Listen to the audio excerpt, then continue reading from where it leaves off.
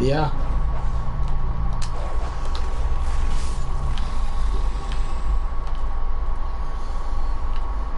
Oh, like Sayori?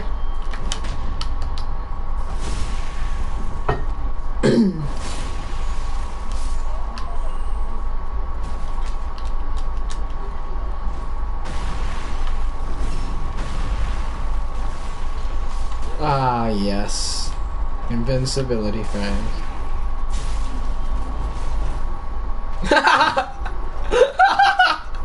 And the guy follows you as well.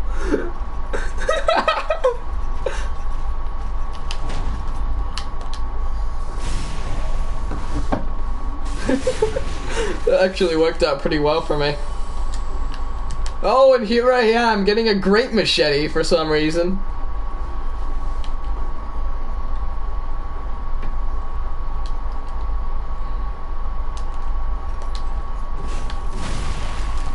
Ah!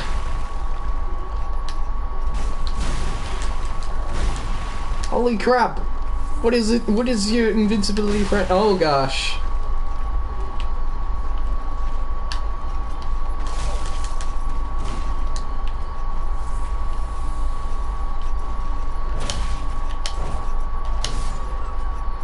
Well, I'm dead.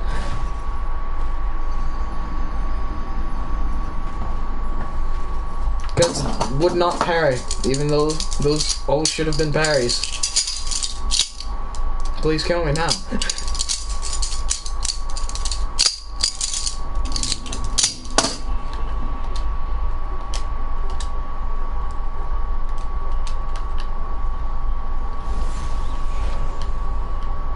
Well, I'm ready to re-summon you, even though I'm gonna have to like get rid of you at one time. Done. The problem with this challenge I have to do is like I'm gonna have to be dual wielding the freaking Lito's Great Hammer by the end of this, and the thing is, even with one Great Hammer, it takes up like over half of the screen. I can't see a thing.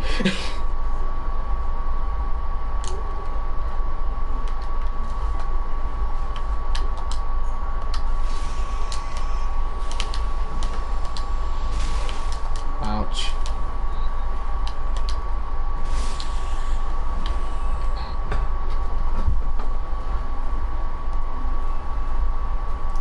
I want to get Friendly Giant.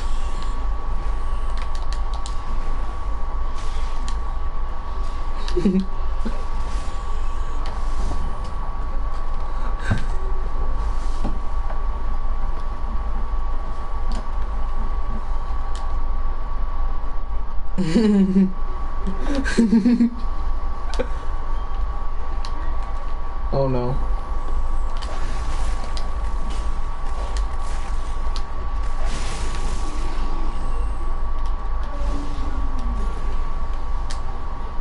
I got this. Dies instantly.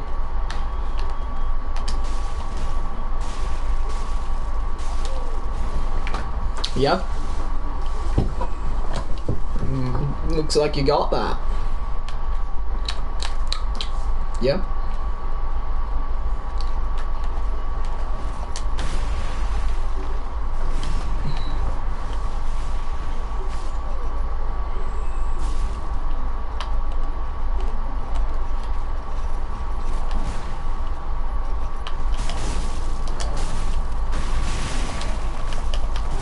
Oh gosh. Oh dang it, why? Why?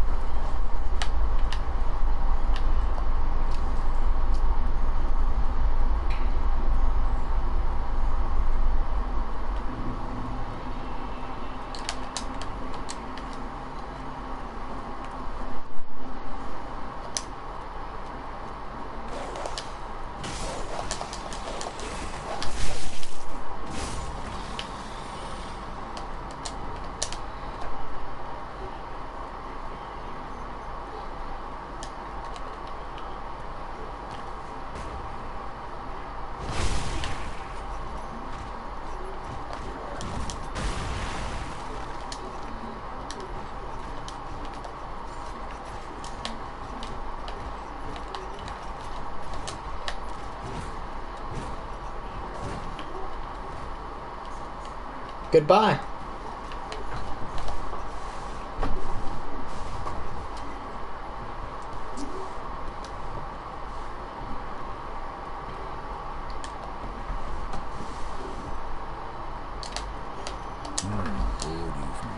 If you vent you, if like we can go on ahead, we'll face that enough death to leave you. If luck can go on.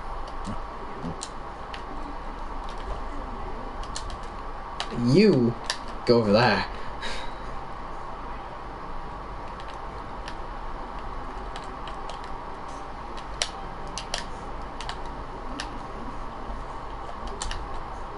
You go over there.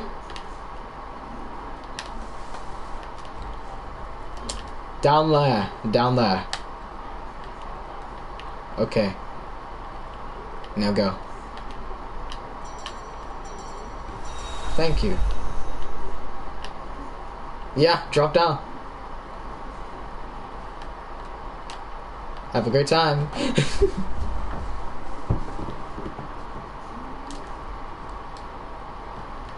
Nope, nope. I can't talk to Friendly Giant until you're gone.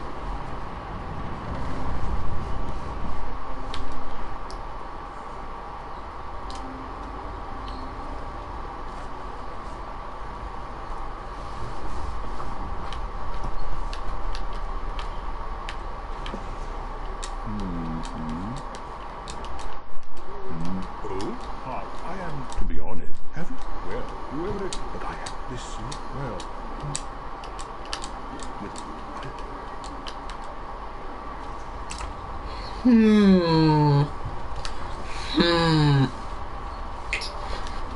Okay, I think I made bed. Did I make bed? Did I make good? Did I make happy? No.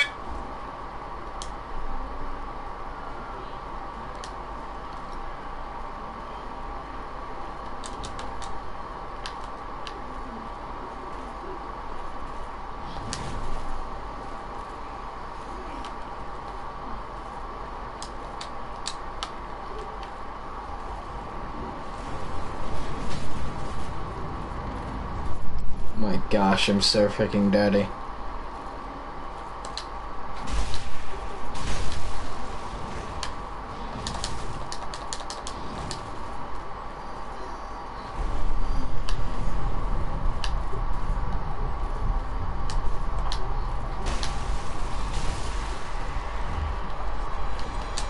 Well, that was pretty easy.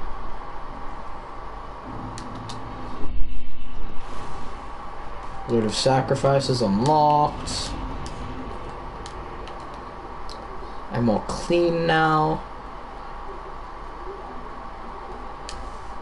I'm seeing outside. See, this is what it's like to be a fourth dimensional being. I mean, a human.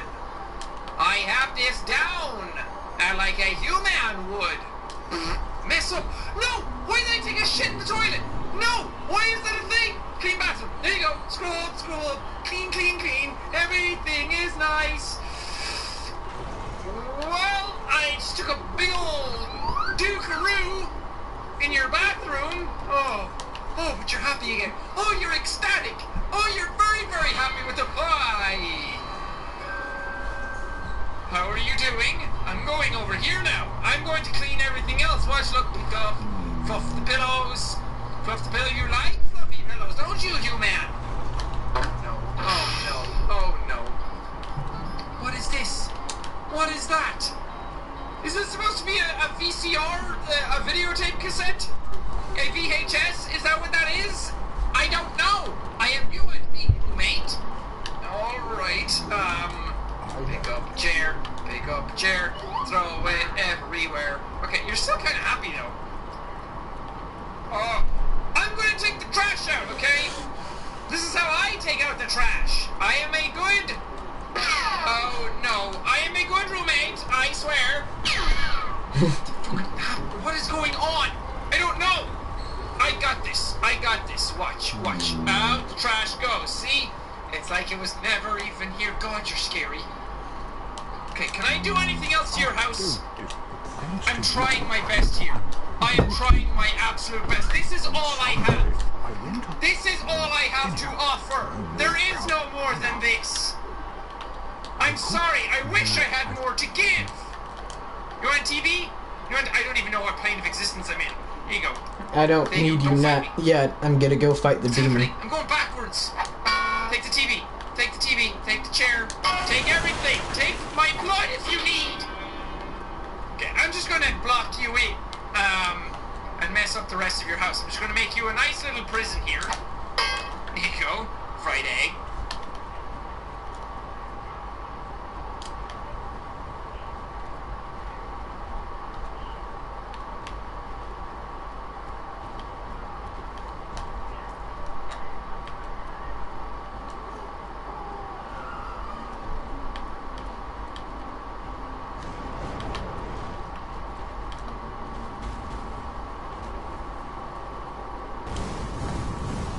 No! You should have waited. Well, it's too late now. I, Siegward of the Knights of Katarina, fight by your side. Ah!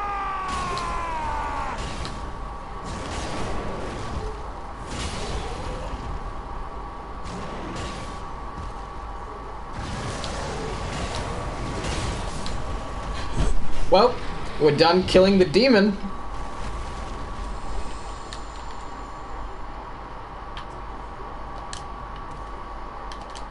That was what you must be, but... Zebra. What did?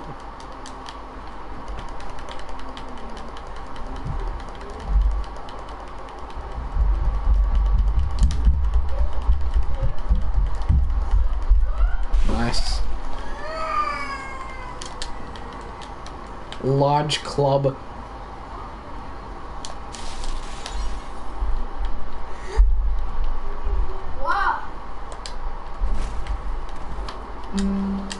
Ooh, a pale tongue.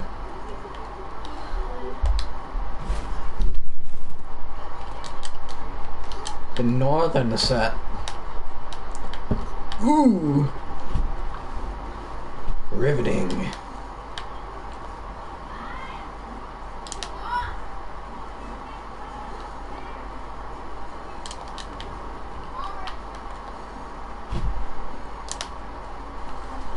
Okay, you'll be back in a bit. Let me just.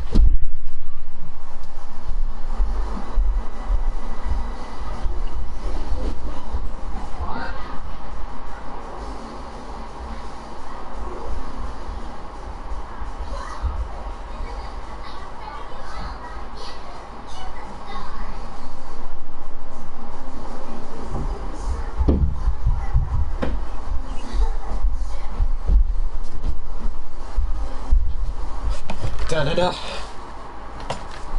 Ow.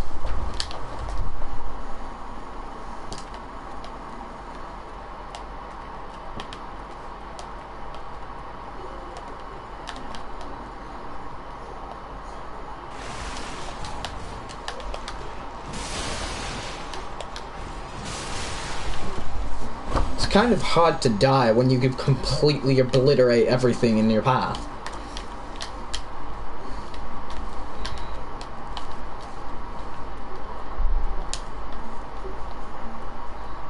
What?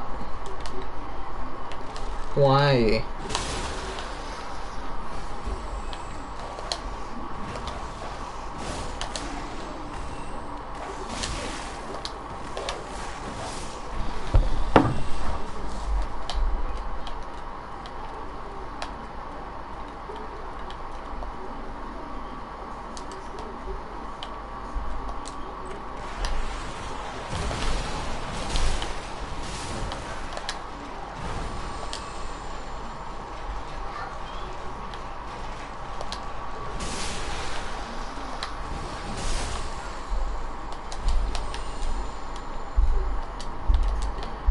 Pine resin.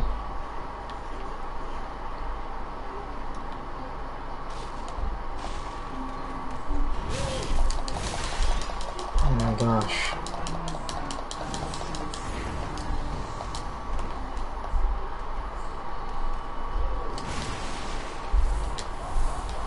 Yeah. Okay.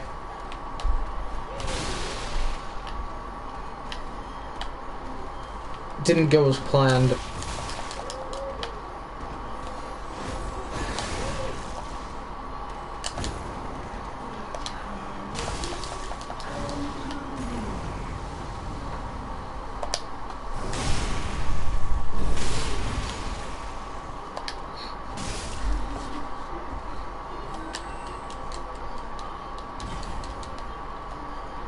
There goes one witch.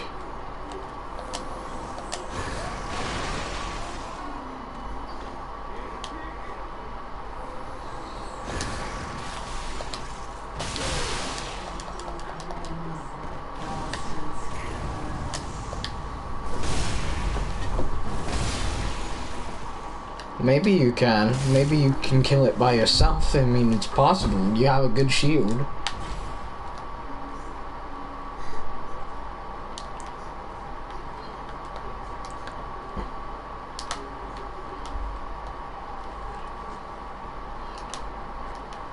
Yeah, I think you can kill the rat by yourself. I believe in you.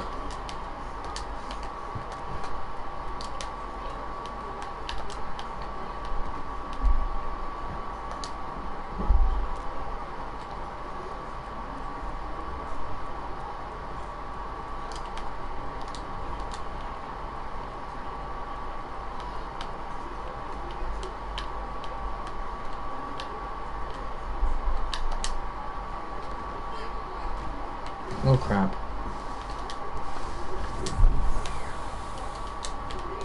Mirror vest and stuff. Chloranthy ring.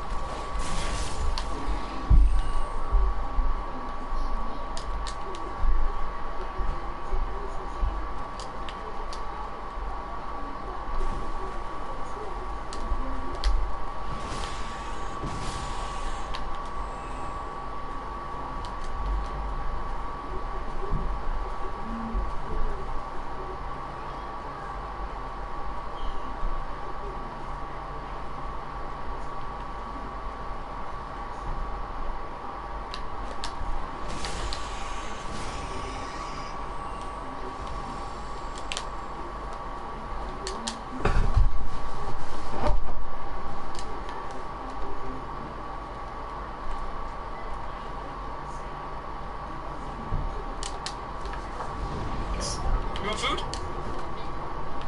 You want food? Where did the food go? The food just vanished. Is that what this...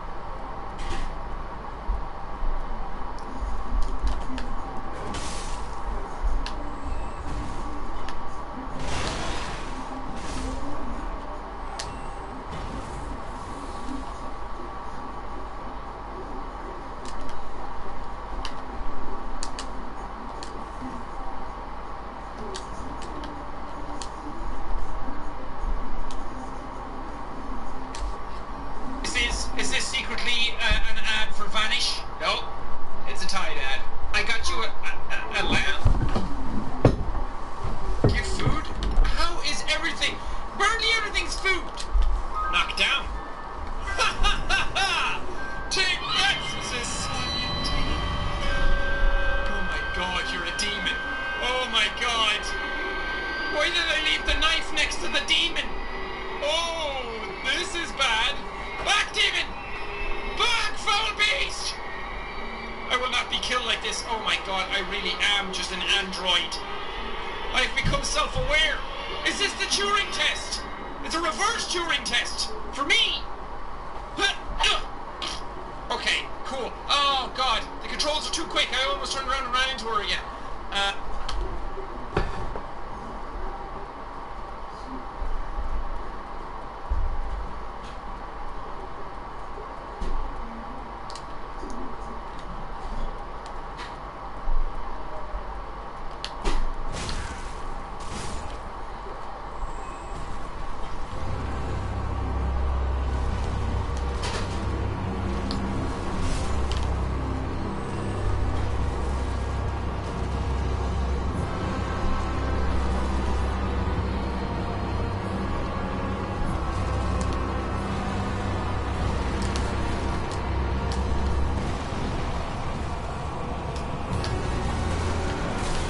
Oh my gosh.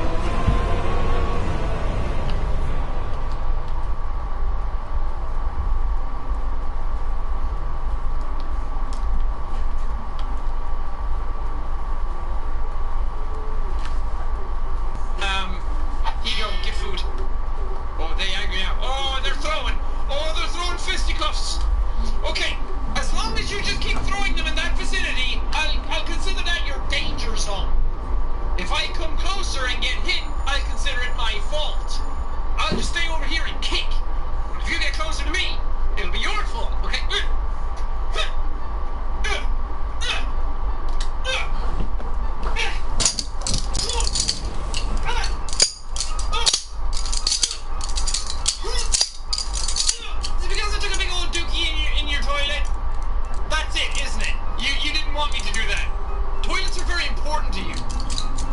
Okay, you want a bin? Nah, that just made her angrier. Oh, you want the TV back? Got it. Okay, no, even madder again.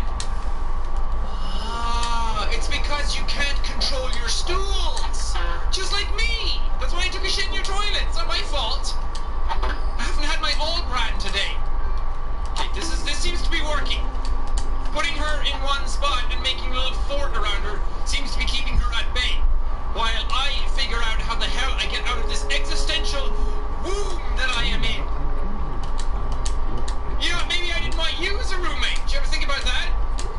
Maybe I'm too good for you. Your toilet smelled. Oh, your toilet smells like shit. Yeah. I can just keep clicking this and messing it up and making you angrier and angrier and angrier. Oh, I think I've made you as angry as I can make you. Are you actually stuck there because of the box of cereal? Oh god, it vanished. Don't come any closer. Don't come any closer, I have a knife! Okay, are you just practicing like your MMX workouts? Is that what's going on? Damn it. She just survived a knife attack. She can't be harmed. She can't be bargained with. She's the ultimate killing machine. This is actually a Terminator game, isn't it? Okay, your fists actually do nothing to me. I was the invincible machine all along. You are in my domain. Not locked in here with you. You're locked in here with me. Well, it was nice Jacob, to meet you. I just need 2 more levels. And then Natsuki will be 60 strength. Huh?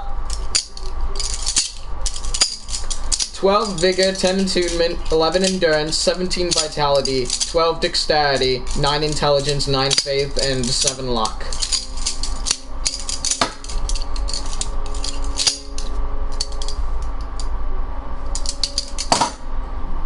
Okay, I am in Firelink Shrine. I honestly actually wouldn't know where I would sleep if I was to come and stay in this house with you. Left click to be nice, right click to be mean. What? Okay, this is just like, your hair is nice, but you're a bitch! But I really like that outfit on you. I can't be nice anymore. I really like that outfit on you, but go to hell and die! See, as I was saying, there's only one bed here, and it's double bed, and I doubt we're going to sleep in the same bed together. You being like an otherworldly creature of the night, and me being a perfect specimen of humanness. And you're very violent and aggressive. I don't need you sighing right now, because, you know, the next area I have to do is a solo area. And then I'll have... the next place I'll need your sighing will be Crucifixion Woods. The halfway fortress. No, yeah, the halfway fortress bonfire. They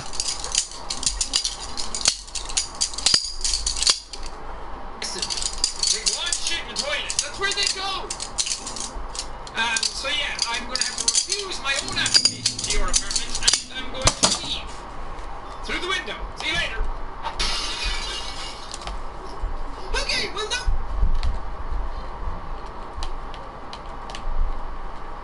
Let's see how much damage I do against these guys. 2 shot.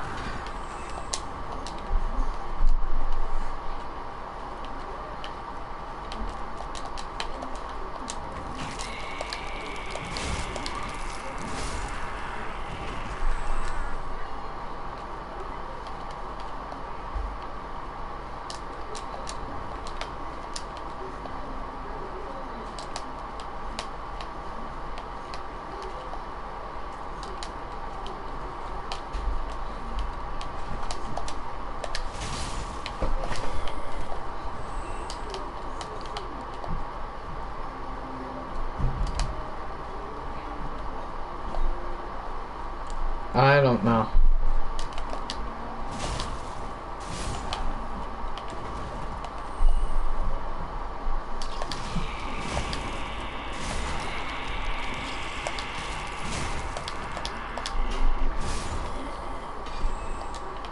These...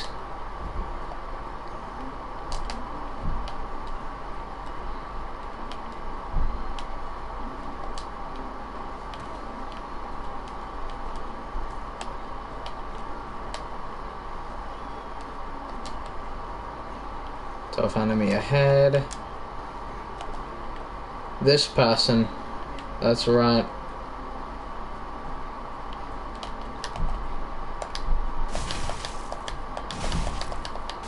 That wasn't so tough. 3-shot.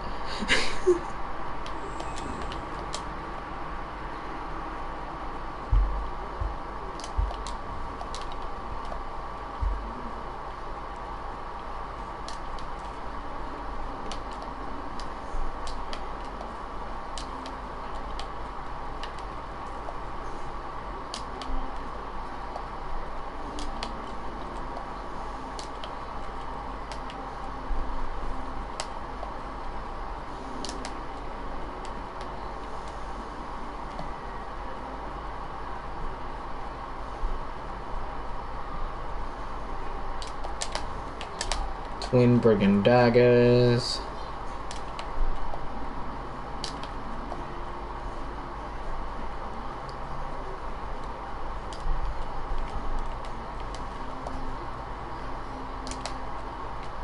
What? No.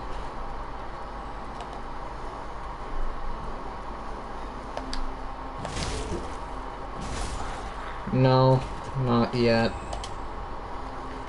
Well, I got one. I got a +2 on it.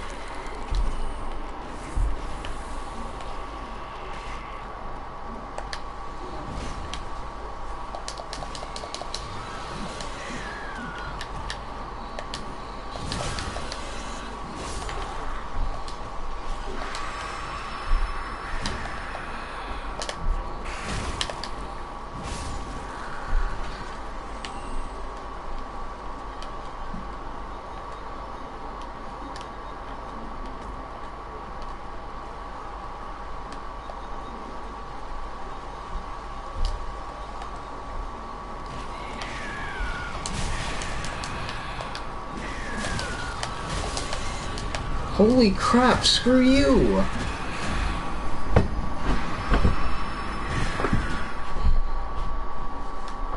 It was Roommate Simulator. I'm not sure if it was a great game or the greatest game. It's somewhere in the middle of that. It was very, very, very good. Probably one of the better games I've ever played.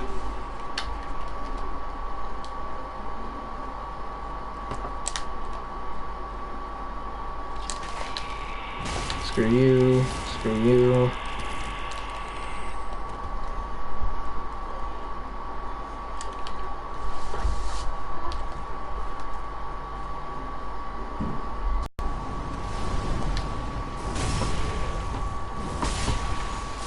Get parried, I mean not parried.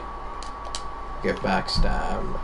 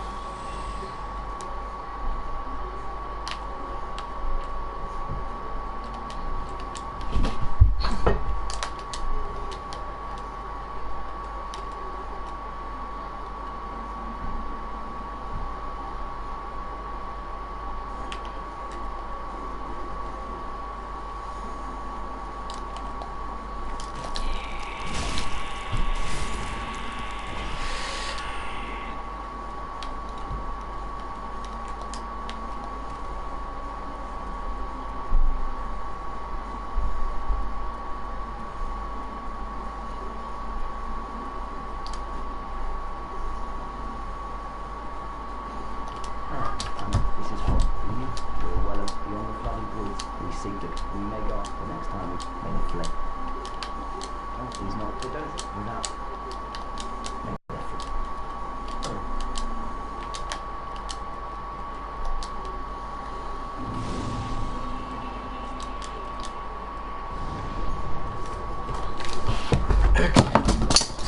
Be right back.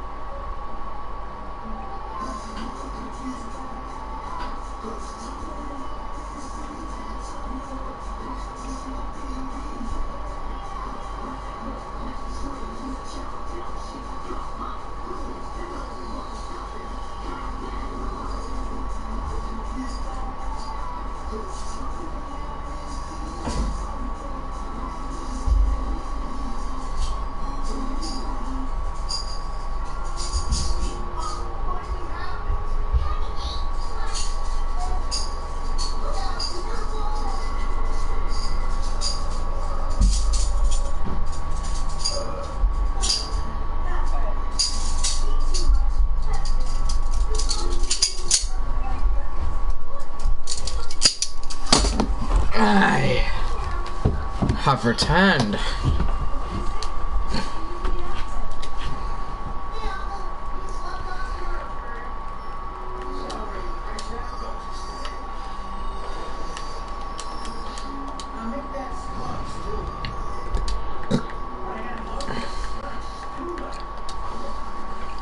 Played on this channel and uploaded, so I hope you guys appreciate it. And it really taught me a lot about life. That you can't take a shit in someone else's toilet or they're just gonna stand still and throw fists at you. She's a bit of a pacifist anyway. She was just throwing fists in front of me. She was warning me that she could do that, but she didn't actually come at me and hit me, so fair play to her. Well, thank you guys so much for watching this episode. If you liked it, punch the... Hey folks, finally an opportunity to record some sparring again. So here's an example of a successful feint. Start a left side cut and then turn it into a right side cut to the arm. I used my GoPro to record as well, but some of the first person footage unfortunately is unusable. Sometimes the camera moves and then points up at the sky or at the ground. So here's a nice one. Cut to my hand and then the blade goes to the body. This didn't have enough rotation for a proper cut, but the blade was right there for a thrust, so it's still valid. The first person view can look really cool if it points in the right direction. There's some better footage later in the video. It did like the cut I did there, it didn't have enough rotation, but the one that I received was definitely good. And here's an example of how a feint can be risky. It was well done, but because I performed a counter cut at the same time, I could hit without being threatened. It's just a quick arm snipe. Sometimes you can get those in. Being a bit too passive here, but then I do decide to move in for the cut. So my cut was deflected with a krumpow or crooked strike, and then I lined up to come around for the strike to the head. This I suppose you could call either a low shield how or a forward krumpow. Either way, the nice thing about this is that it looks like a cut from the right side at first, but then it goes to the left. This was nicely done. The first cut provoked my defensive crump, that was a sloppy crump, and then while I was defending on the left side, the cut came around to the right. So this is a somewhat better first person footage. You can actually kind of see what's going on. Not as well as from the other perspective, but it sure looks pretty cool. So this is quite a long exchange, as you can see. So there's a thrust, I counter it, I catch the follow-up cut, come back around, it's parried. Here I moved out of the guard too early and it struck my arm, so should have committed more to that defense. And then I plain screwed up. I should not have rolled up here to do a cut, I should have defended that first. I got a hit in, but that's no good. And this exchange here, we just kept parrying and counter-cutting. This was interesting, and here you really need the slow-mo footage, otherwise you can't really see what was going on. Right here, the Zwerkow comes in and hits my arm, but at the same time, my cut also connects. These things can be really hard to see sometimes. And sometimes it's also difficult for the fighters to determine if it was a good hit or not, or what exactly happened at the time. It can get pretty intense. And it's not always clear.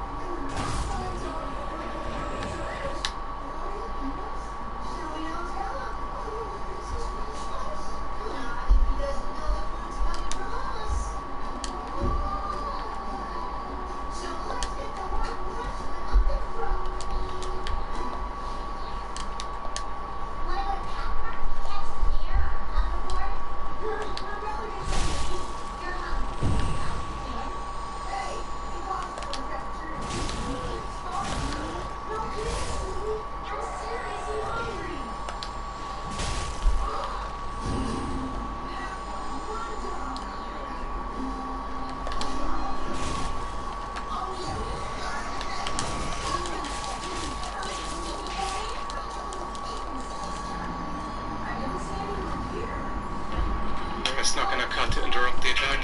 This is one of the exchanges without a hit. Looks very close, but we did parry both of them. Here as well. I really need to bring my arms out further in Ox. It's hard to do in full gear because of restricted mobility, but the blade needs to cover the body better. With synthetic swords, where the camera angle is not perfect, but it's okay-ish, I suppose. It's kind of funny, I saved myself at the very last second by turning this into a crump to deal with the low cut. The thrust got me, and only the very tip of my sword connected with his mask. That wouldn't have even hit his face, I think. So here I noticed that the cut was out of measure, and I just cut at the same time, because I knew that it wouldn't hit me. There's a feint.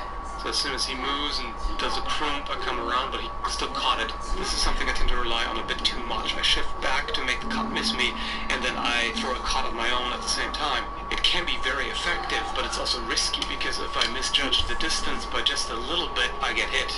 Trying to shoot in over top of the guard here, but didn't work.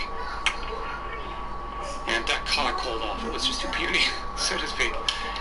That was a really nice hit to the leg, and I was way too passive there. I think I was just running out of steam at that point. Anyway, hope you enjoyed it, and thanks for watching.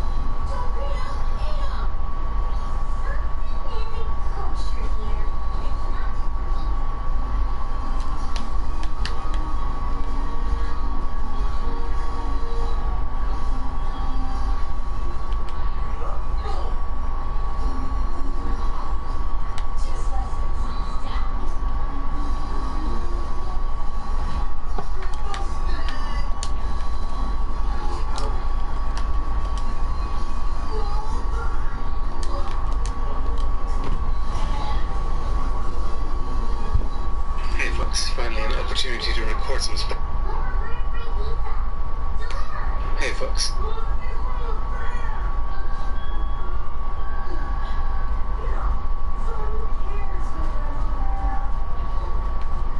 In Hidetaka Miyazaki's 2011 masterpiece Dark Souls, the character who is controlled by the player is an undead warrior who starts the game rotting away in a prison cell and who is awakened one day to a key being dropped in beside them. From that point forward, the character is entirely defined by the actions of the player. If they desire to do so, the player will take that key and step out into the world, find the man who saved them and learn of the grand destiny which this man hopes for them to fulfill, and embark upon the land of Lordran, where everyone is undead, time is convoluted, and the fire of life is on the brink of extinction unless someone can restore it to the land.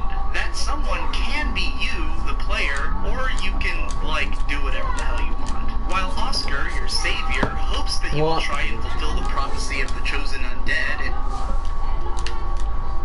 What?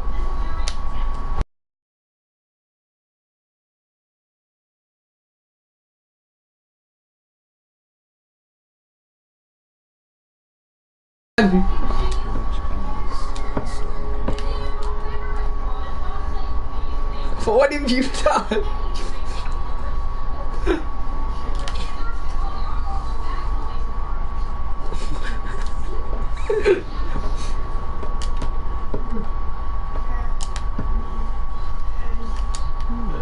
I am serious. Duties will reach back without blessing. Without blessing.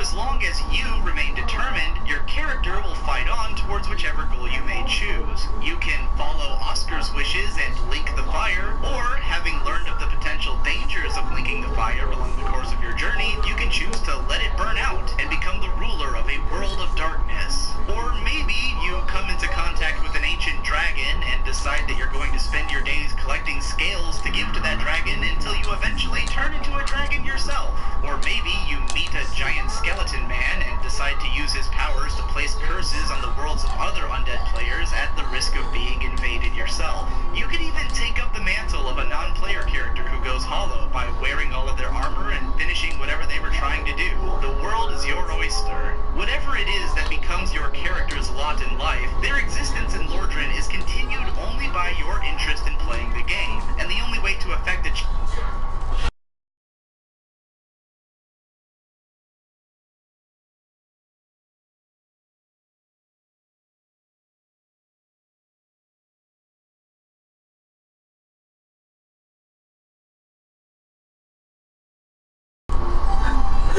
Just thick. Change in Lordran is by beating that game. This is not a story which you can pause. Seriously, there is no pause button. It's a story which just continues on forever until the day you find the ending. If you never get to the ending, then Lordran simply remains in its atemporal stasis forever, and assumably your character goes hollow. Dark Souls goes out of its way to paint the actions of its characters as a struggle.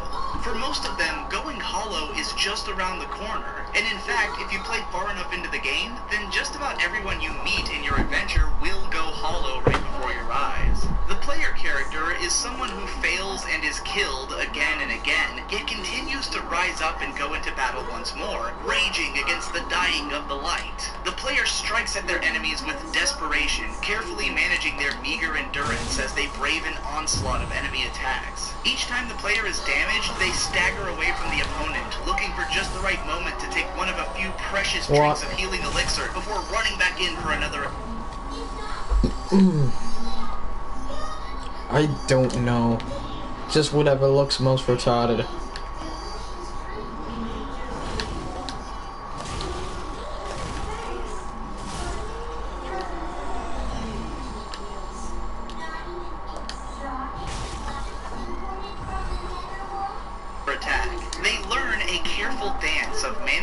This squealing is worrying me. Knowing how to play to their strengths. When they finally bring the boss to its knees, they gain back a little. I have concerns. Putting the Hallwing at bay for a day. I have major concerns, Jacob. To their human What are you doing? The feeling of struggle even permeates the character's attack animations. Players reel back with their weapons, putting all of their weight into every strike like their life depends on it. Some of them play tactically and poke away at their enemies while carefully dodging and rolling around it.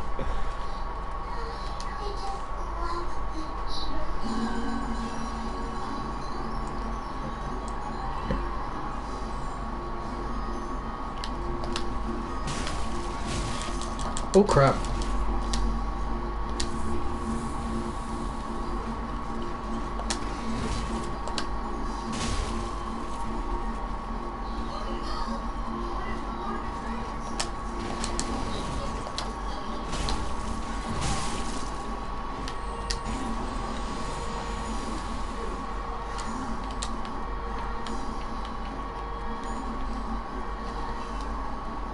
I don't know what you did.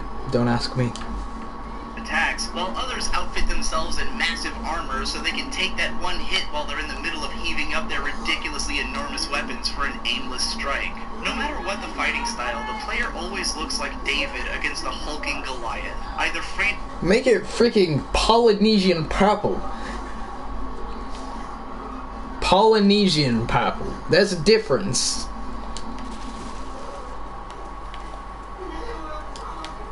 What is the most retarded color you can think of?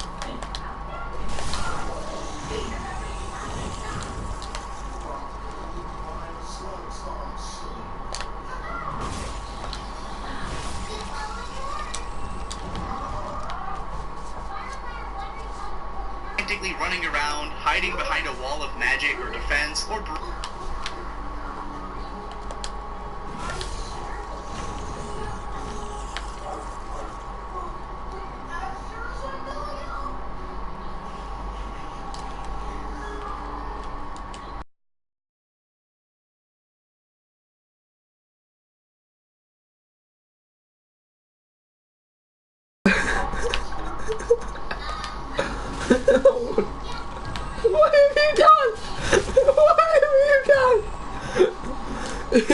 this gonna be worse than freaking butt? Is this gonna be worse than surprise?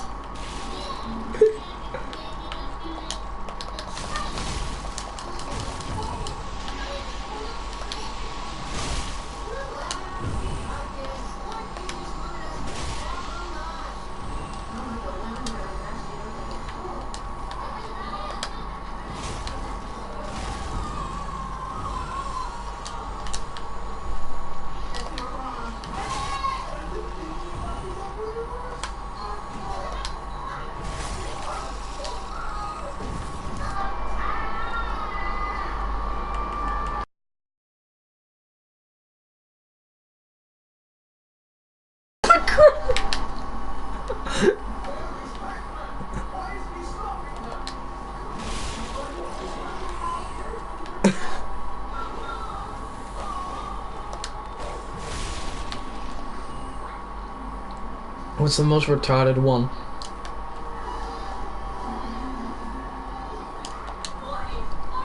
Look at all the hairstyles and decide for yourself. Brazenly running in naked like an absolute madman. Therein lies much of the satisfaction in conquering the challenges of Dark Souls. In the beginning, your character is just another undead warrior, one of many who have come before and who can barely even wield their weapons against the myriad hordes of deadly enemies inhabiting their world. However, by sheer force of determination and constant... Okay, I have to go for right now.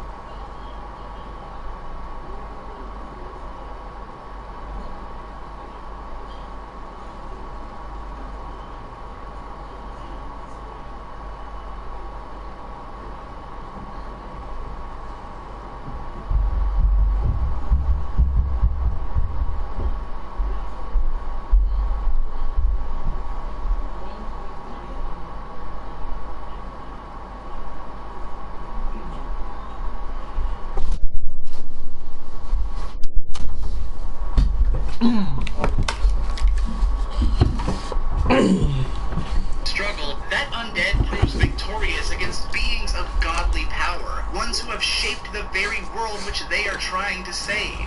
But if Dark Souls is a game about keeping your flame alight and striking out against the insurmountable darkness surrounding you, then its spiritual successor, Bloodborne, is all about conquering the unknowable darkness which exists inside of humans themselves. The character controlled by the player in Bloodborne is a newly indoctrinated hunter who starts the game after receiving a transfusion of what the Blood Minister refers to as Yharnam blood. The city of Yharnam, which the player will be exploring throughout the game, has been built and broken on the back of blood transfusion, a practice which had grown popular for its ability to cure any ailment, but which has the unfortunate side effect of turning men into beasts. As a method of curbing the city's beast population, a group of powerful fighters was organized called the Hunters, but in the time between the establishment of this group and the time in which the player becomes a part of it, all kinds of other crazy shit has gone down in the city, giving rise to many different factions and practices which are carried out by the other characters, and causing the nosedive into the chaotic maelstrom by which the city is now defined. To make a complex story simple, the downfall of Yharnam's populace can be attributed to humanity's insatiable thirst for two dangerous forms of progress, power and knowledge. The thirst for power is symbolized by blood, a resource with which the city has become drunk, and which has regressed the evolution of man into beast. Whereas the undead in Dark Souls would lose themselves and go hollow when they couldn't find the will to continue, the populace of Bloodborne loses themselves to overindulgence and an incurable lust for more blood. Knowledge, meanwhile, is sought by those who wish to transcend their human nature and to enter into the realm of the gods. But their thirst for knowledge leads them into destructive and amoral research, only to reach an answer which the human mind was never capable of understanding. The madmen fly too close to the sun and are burned to cinders, becoming creatures which no longer resemble their former human selves. Like the player character in Dark Souls, the player of Bloodborne is unable to die, but unlike in Dark Souls, this power only seems to be granted to one hunter at a time.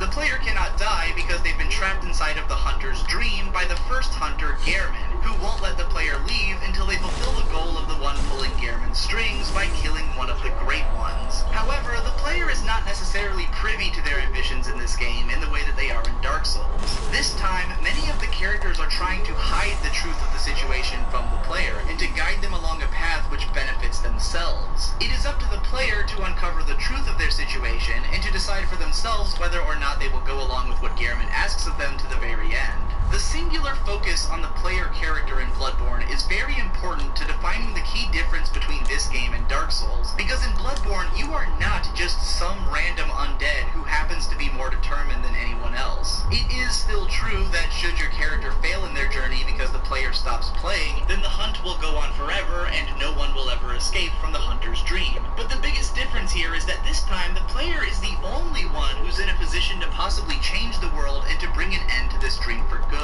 Whereas the undead warrior of Dark Souls was no different from any other random undead wandering its landscape, the player character of Bloodborne is already in a position above all of the beasts because they are in fact a hunter, someone who is explicitly trained in the art of dispatching said beasts. Unlike the undead, the hunters are powerful and vicious. The weapons that they wield are specially crafted for the task of slaying beasts and are wicked, gruesome, and totally rad. Each of them transforms between a light and heavy form with a powerfully cathartic clang, and they wield these weapons with ease and confidence. Many of their weapons are capable of combo attacks and can be charged up for an ultra-powerful strike. A hunter never seems to struggle to use their weapon. Instead, they seem all too eager to rip their opponents to shreds. Hunters never wear heavy armor. They dress in light, flowing cloths which appear to be intended more to strike an imposing figure than to offer any actual protection.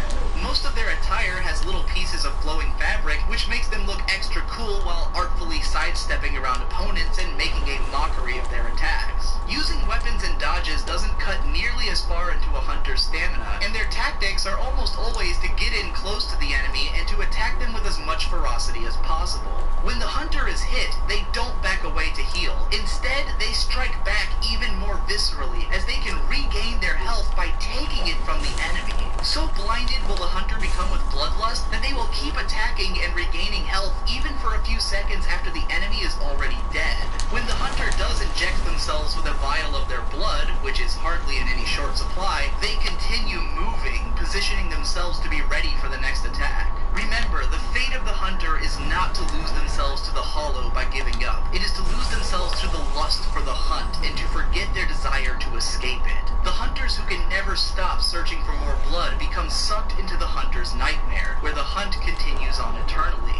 A hunter doesn't struggle against the world around them. They struggle against their own inner bloodlust. The vital difference between the player characters of Dark Souls and Bloodborne can perhaps most prominently be observed when conquering a boss. In Dark Souls, you are granted the message, "Victory achieved," formerly "you defeated," indicating your triumph over impossible odds for which you regain some of your humanity. In Bloodborne, you are granted the message, "Prey slaughtered," indicating that you were the one whom the boss should have been fearing all along, the true overdog in the battle from the beginning. Bloodborne's player character is someone special, a pale-blooded warrior who somehow manages to fight off the beastly influence of the Yharnam blood and is chosen by the messengers of the dream because of it, and who can potentially consume the eldritch knowledge of the Great Ones and devour their umbilical cords in order to transcend the hunt once and for all, and to be reborn as a Great One themselves. Both Dark Souls and Bloodborne are absolute masterpieces in the way that they weave the themes of their narrative so beautifully into the mechanics of their game, and in how they can use the same basic gameplay elements in such radically different ways, creating two games which feel almost opposite from one another in tone and meaning.